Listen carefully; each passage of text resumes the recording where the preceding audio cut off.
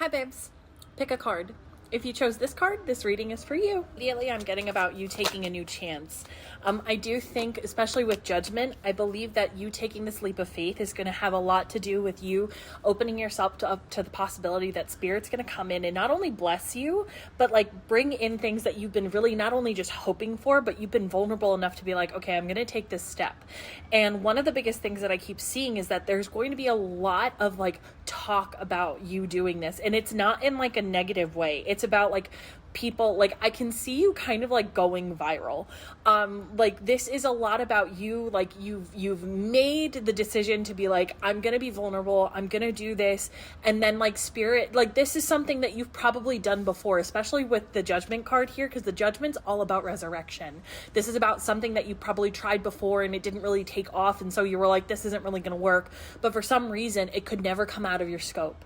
And if this isn't viral and this is something else where it's like, well, you've been vulnerable enough to be like, no, I really want this. And this is something that I want. And this is something that I'm craving for. 111 on the timer. You're allowing yourself to be like, okay, you know what? I'm going to allow myself to be vulnerable and have this desire. And I'm going to go ahead and take that chance, take that leap of faith. This isn't so much the fool energy. This is almost kind of like, you know what? I don't have a fucking choice about doing anything else. So I'm going to do this. Right. So I have to make this really clear. Like you have such like, this isn't only just like you've been at a crossroads for long enough that it's finally time that you're like, you know what? I'm just going to go ahead. I'm going to treat this lightly. I'm just going to go for it. I'm going to do it with like a healthy level of detachment and just like hope for it. And just like, it's that effort energy where you're just like, you know what?